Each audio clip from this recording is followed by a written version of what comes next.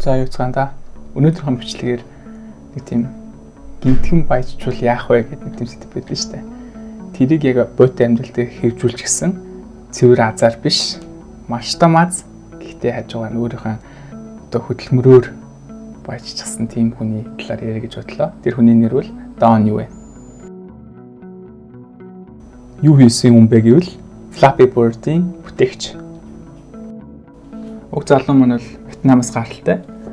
Үндсэндээ нэг программистын ажил хийгээ явдаг. Тэр ажлынхаа хажуугаар сонирхлоороо тоглоом хөгжүүлдэг.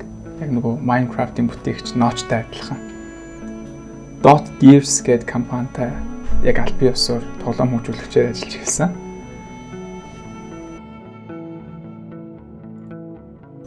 Эхний тоглоомороо Shuriken Block гэдэг тоглоом байсан.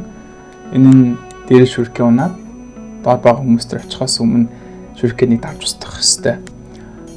Механик нь ерөнхийдөө айгүй амархан байсан ч гэсэн яг маний хүний хувьд бол бүр энгийн тоглоом хийх хүссэн. Яг нарийн зорилго нь бол хүмүүс нэг тийм очруулж явахдаа эсвэл замд явж байхдаа нэг тоглоомод байдаг шүү дээ. Нэг гараараа амархан тоглолцдог. Яг тийм тоглоом хийх хүссэн нь Flappy Bird байсан. Уг тоглоомны геймплей нь бол машингийн шувуу гинэсээ явж байна. Гэлсэнд хүрэх үед дээршлэн. Үгүй бол автоматад доошлно. Ирж байгаа ногоон хоолойг мөрөвчүүл хүчнэ. Юусэн. Нэг хоолойг амжилттай авах юм бол нэг оноо нэмэгдэнэ. Үндсэндээ нэг тийм 10-20 секунд дотор энэ сурч боломжтой тийм тоглоом байсан. Уг тоглоом нь 2013 оны 5 сарын 24-нд нээлттэйгээд эхний хэдэн сар бараг л таталтаа аваагүй. Шууд бүүмийг. 5 сарын дараа нь нэгэн залуу твит бичээд Fuck Flappy Bird гэсэн. Тэгээд яг энэ твитээс эхлээд ингээд багаараа хүмүүсийн анхаарлыг татаад тэр жилийн 12 сар гихтэл одоо Америкийн топ 50 тоглоомд хүртэл орцсон явж исэн. Дараа жилийн 1 сар гихтэл Apple Store ихний байранд орсон. 2 сарда нийт таталт нь 50 сая хүрээд сурталчилгаанаасаа өдөртөл $50,000 болдог болсон. Энэ нь бол одоо юу гэдэг орчин үеийн бидний ашигладаг нэг скиплдэг сурталчилгаа байдаг шүү дээ. 5 секунд, 30 секундлаар гэдэг. Бүр тэр сурталчилгаач биш. Дээрээ жижигхэн баннер байдаг шүү дээ.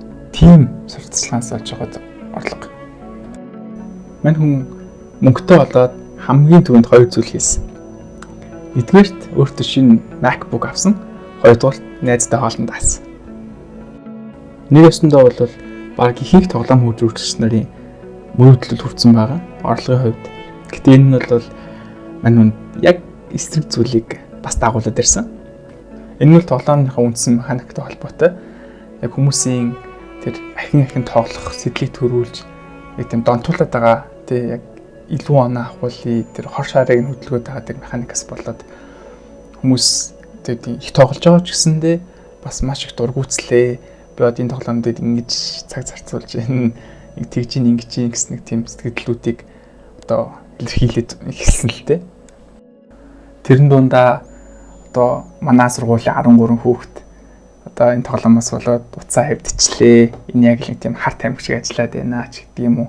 Эсвэл ээж нь одоо би хүүтэйгээ харьж чадахгүй байна яа. Тэгэхээр тэр энийг тоглох гээд би одоо болиулах гэдэг айгу хичээж энэ тэрийгээд ер нь маш тийм олон сөрөг сэтгэлдлүүд аваад ирсэн. Үүний хажуугаар бас Вьетнамынхаа сонин телевизийн од болоод хүн бол өөрөө тийм олонний танил болоод байхыг хүсэлгүй.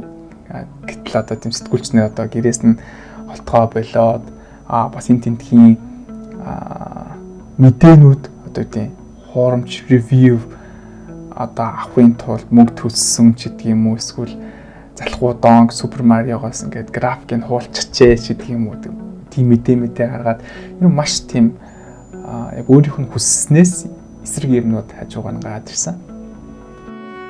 Энэ байдлыг бол удаан төвчгүй байхаар шийдээд 2014 оны 2 сарын 8-нд нэгэн твит бичсэн нь за яг 22 цагийн дараа App Store болон Play Store-оос энэ устгана гэсэн нэг тийм мэдээлэл хийсэн.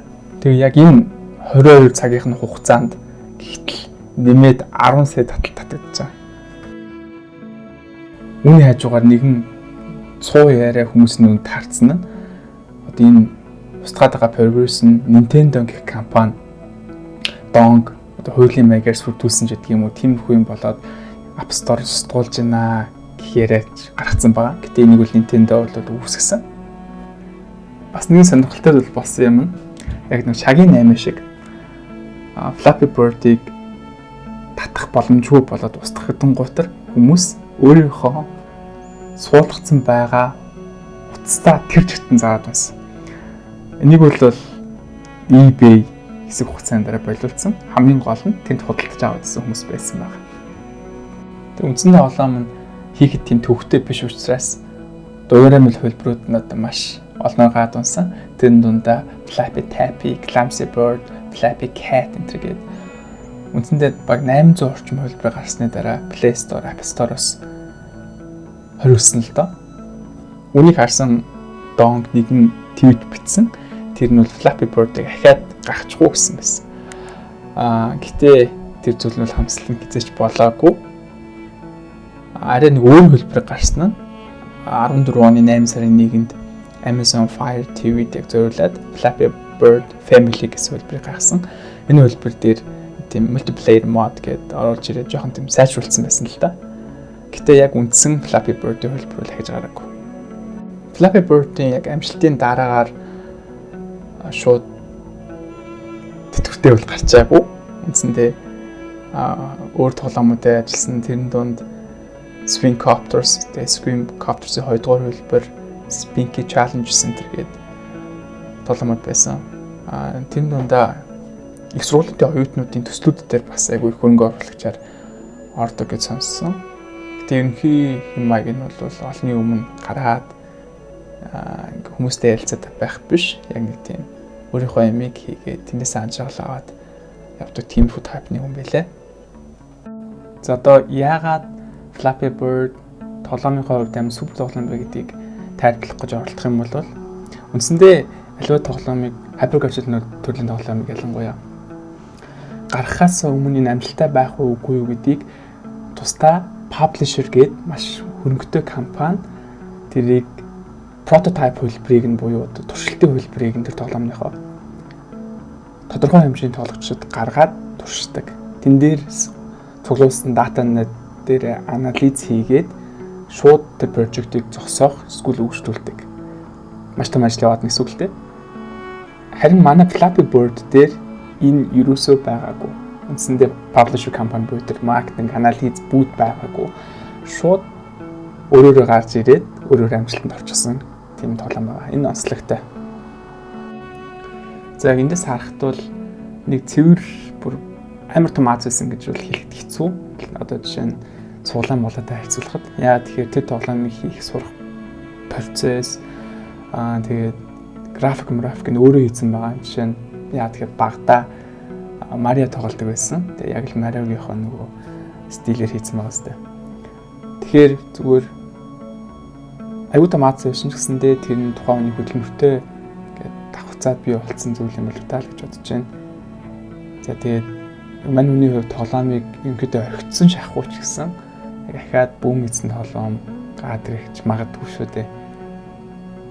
Тэгэхээр ямарч энэ хүрээд энэ контент дуусгая. Үзнэ баярлалаа.